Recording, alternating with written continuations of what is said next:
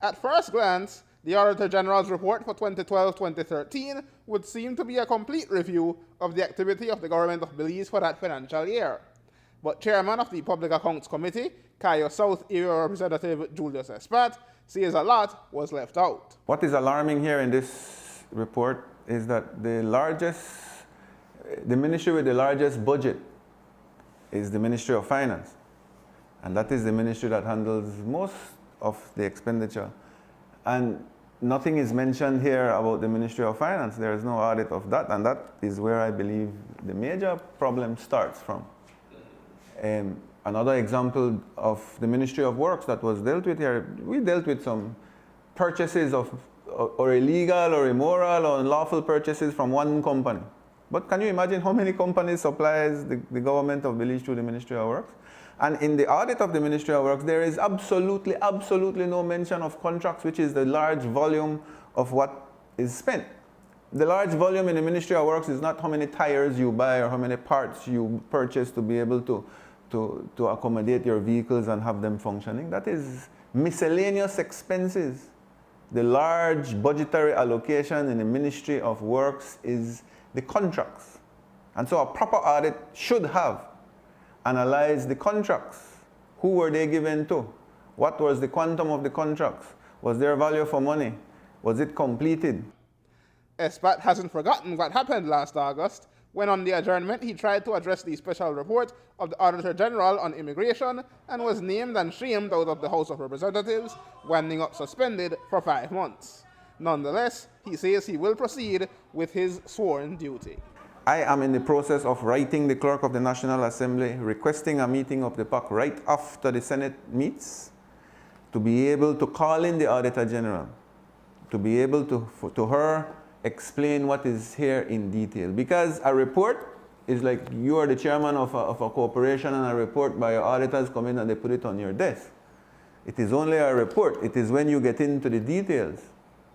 It is when they bring justification to be able to say, well, this is the paper I got it from this, and then is when the PAC can fully function. So I will see once again, and I will give it a try to see if the members of the PAC that are members of the ruling party and are ministers, all of them are ministers, will allow the PAC, 1, to call the meeting, 2, for it to be a public meeting. Remember, we had fought many years ago, like maybe 6 years ago.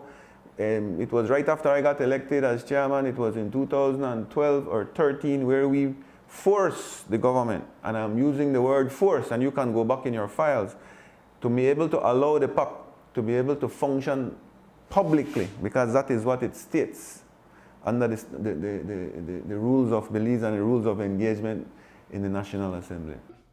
One of those members is Minister of Education Patrick Farber, who acknowledges readily the government's mistakes, but reiterated that their side of the story is not being fully told, while also indicating that they may have to recuse themselves from such an investigation.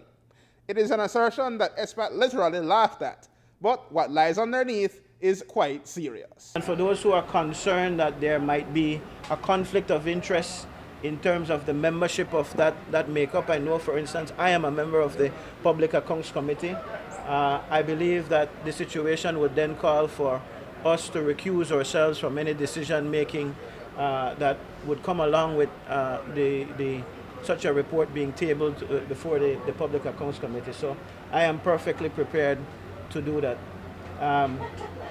I will leave it at that for now, but know that I am perfectly willing and able to discuss the findings of that audit as it relates to my ministry in an orderly fashion. I really would hope that we could do it in an orderly fashion, as opposed to people just pulling things here and there and jumping to conclusions, which, as I've said, would more than likely come. I am warning against it because I can see it coming because of the nature in which it was conducted. The Auditor General saying, look, CEO, can you explain? And that explanation that the CEO proffered should have been taken into account before putting out a final report, not in a manner in which it was done, which is the report stayed the same and you slap on the response of the ministry as a kind of annex to the whole thing. So I am sure that there will be time enough for the ventilation of the entire report. there are many things broken with our government. We acknowledge that right away. It does not necessarily mean that there are wrongdoings to that extent in the government. So he want to change the format and put the lead response up front instead of back? That's his justification. Well, that's my question. My question. And this is the person that's postulating himself to be the next prime minister of this country, and that's the response he gives. Well, that's a laughable response. Okay, but my question being, how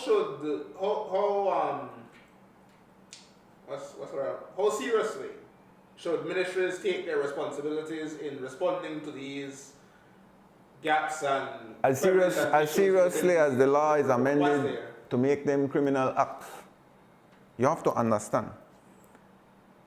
There are laws out there that says that there are ways in which you should operate. If you as a public servant are of the opinion, with all your experience, and you are knowledgeable of the fact that what is being requested of you is illegal or immoral or unlawful, then you should not do it. If you do it, then at least you should have a letter written by the minister stating, I am authorizing you to do this, so you can have it on file. So when the DPP comes along, and the DPP will come along, it might not be now, but they will come along, then these public officers, and it's not public officers, you know, it's 99% of them are contract officers, and we need to define that difference.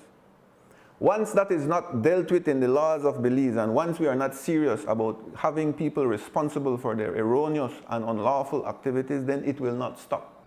Aaron Humes reporting for News 5.